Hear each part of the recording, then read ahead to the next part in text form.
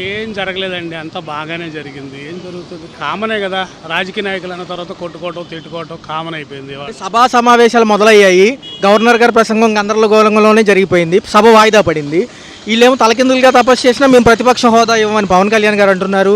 ఇస్తేనే ఉంటామని వీళ్ళు హాజరేపించుకుని వచ్చినట్టుగా ఉందని వీళ్ళు అంటున్నారు. ఎలా ముందు పవన్ కళ్యాణ్ గారిని తర్వాత ఇప్పుడు కాదు, సింగిల్గా పోటీ చేసిన తర్వాత జగన్ని శాసించడం నేర్చుకోమానండి. సింగిల్గా పోటీ చేయమానండి. మరొక అంశం అన్నారు, విన్నారో లేదో, ఆయనది పార్టీ ఈయనకంటే పెద్ద పార్టీ అంట, ఈయనదే చిన్నదా అంటే జనసేన పెద్ద పార్టీ. జనసేన పెద్ద పార్టీ అంటనా? ఎలా అండి, 4-5 కలిస్తేనా జనసేన ఎలా అవుద్దండి?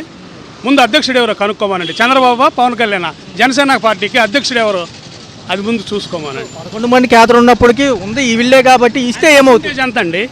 పవన్ కళ్యాణ్ పర్సంటేజ్ ఎంత?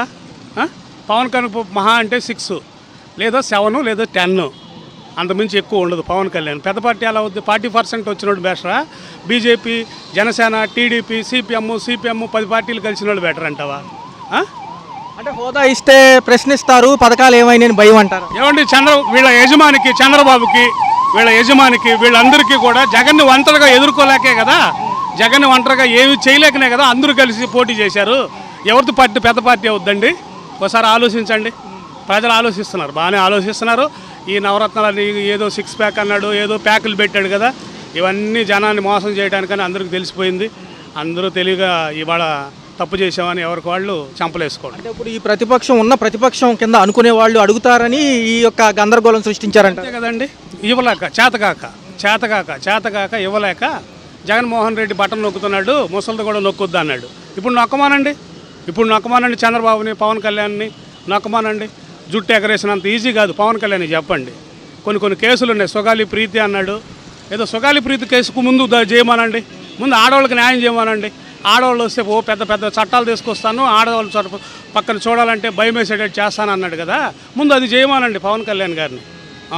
అది ఆ వ్యాఖ్యలు ఎలా చూడాలి సార్? తలకిందులుగా తపస్సు చేసినా అంటే ఏంటి అది? అంటే ఎలా తీసుకుంటారు?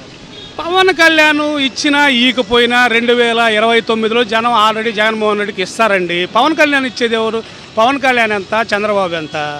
వాళ్ళు ఇవ్వాల్సిన అవసరం లేదు. జనాలే జగన్మోహన్ రెడ్డి పార్టీకి ఇస్తారు. మార్నింగ్ వాకౌట్ చేసిన అనంతరం కూడా బయట చర్చా సమావేశాలు పెట్టారు. ప్రస్తుతం ఎలా అనిపించింది? అంటే మేము ప్రజాగలం వినిపిద్దామని వెళ్ళాము, ఒక అవకాశం లేదంటున్నారు. నిజమే కదండి, వాళ్ళు వెళ్ళారు, ప్రజల పక్షాన్ని పోరాడదామని వెళ్ళారు. సూపర్ 6 అన్నారు, ఒకటే అమలు చేయలేదు. ఇంతవరకు ఎటువంటి హామీలు కూడా నెరవేర్చలేదు. మెగా